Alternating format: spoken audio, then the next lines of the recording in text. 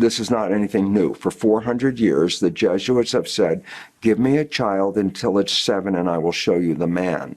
What people didn't understand they were saying is, if I get the program the first 7 years, I will determine the outcome of that individual's life. Now, that sounds like, oh, that's an interesting fact. I go, it's a fact that has never been lost in 400 years. And in fact, today we're being programmed much more effectively than the Jesuits were programming 400 years ago.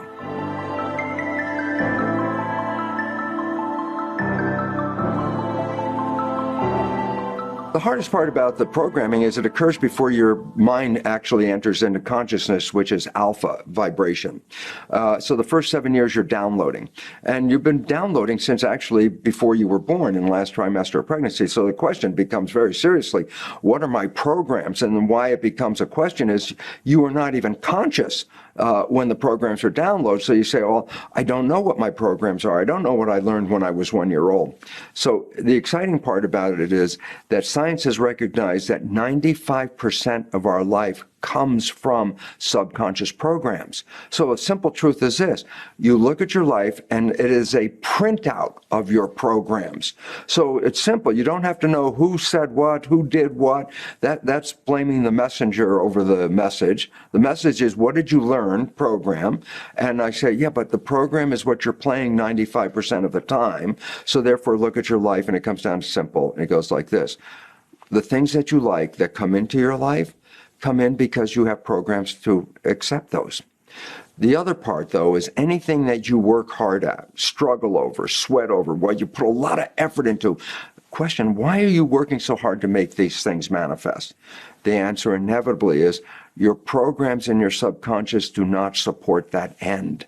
So the simple point is, you want to know your programming? Look at your life.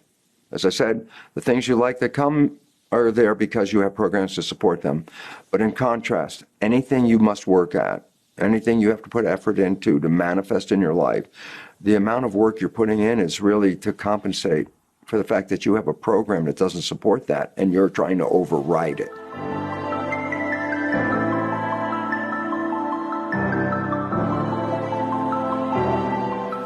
The problem of who's running the show is whether the programs in the subconscious are running the show or whether the conscious is running the show. And the difference is simply this: the conscious mind is the driver.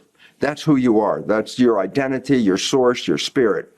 And why it becomes relevant is that the conscious mind, when driving the vehicle, controls where that body vehicle is going to go. But when the conscious mind is thinking, then the default control, the autopilot, steps in, which is called the subconscious. I mean, the simple point is this: I asked you a simple question. I say, what are you doing on Monday at 2 o'clock? If you actually try to answer that question, you have to go inside. I say, oh, if the conscious mind's going inside to answer the question, then who's controlling where you are outside? If you're walking down the street and you're thinking, doesn't mean you stop until the thought is complete. You're still walking. If you're driving the car and you're thinking, you're still driving the car. Point. When the conscious mind is busy thinking 95% of the day, which is science's recognition, that means 95% of the day, your program is being run by autopilot, default, subconscious programming. Problem, the subconscious programs primarily came from other people. So it says 5% of the day, you are controlling your biology to go toward your destination, wherever you want. 95% of the day, you're in thought. So the autopilot subconscious is working 95% of the day, but those represent the programs downloaded from other people. The conclusion is simple. You're only controlling your life about 5% of the time. 95% is coming from the program. A psychologist recognized the vast majority of these programs are self-sabotaging, disempowering, and limiting, the programs that we get. And why this becomes relevant: if 95% of your life is coming from those programs, no wonder we have to struggle to get through our life, to overcome. And for me, the most important fact that people have to understand is this: the word subconscious means below conscious.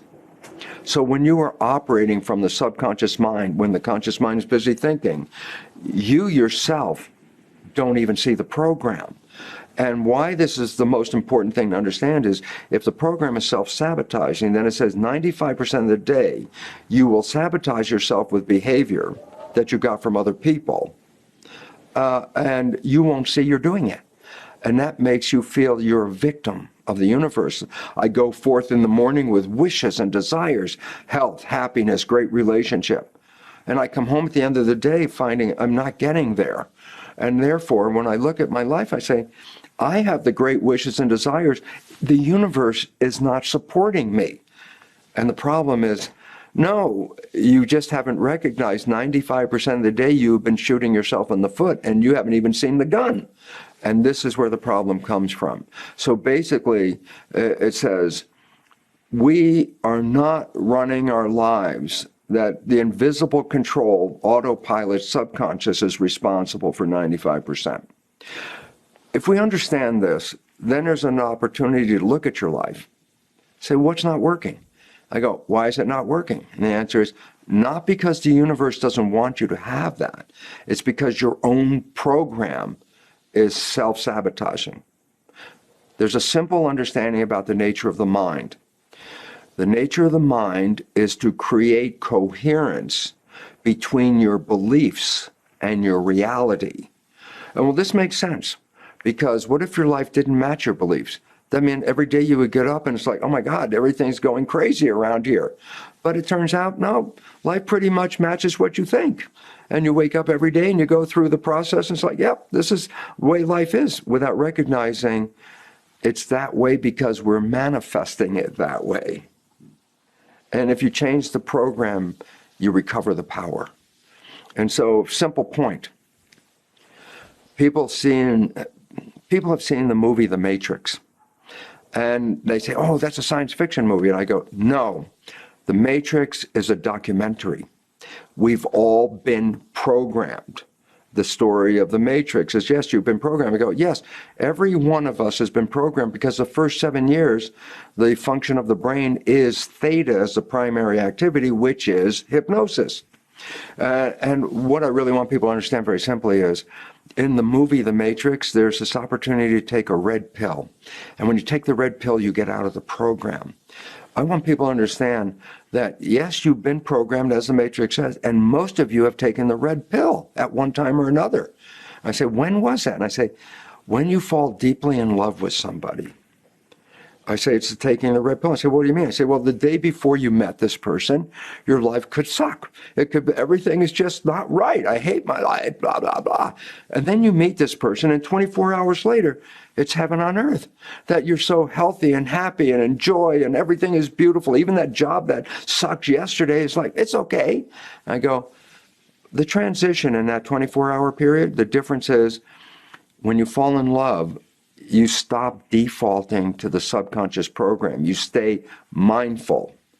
Mindful means, no, I'm keeping my hands on the wheel. I'm driving it. I'm not going to go into thought, because if I go into thought, I let go of the wheel. So if I stay present, I'm controlling it. I go, and so what was the consequence of falling in love? And the answer was, you created heaven on earth. Even if it was just for a short few days or a week or a month, the reality was, what was different before you fell in love versus what happened immediately after? And the answer is, before you fell in love, 95% of your life was coming from subconscious programs. And the day you fall in love, from that moment to the next period, you were actually driving your vehicle with your conscious wishes and desires. And when both people are operating from wishes and desires and not programs, together they manifest heaven on earth. So the simple line is this: we are capable of experiencing heaven on earth. The only problem is, once we default back to the subconscious, we're not operating from our wishes and desires any longer. We are now operating from the downloaded programs of limitation that we got in the first 7 years.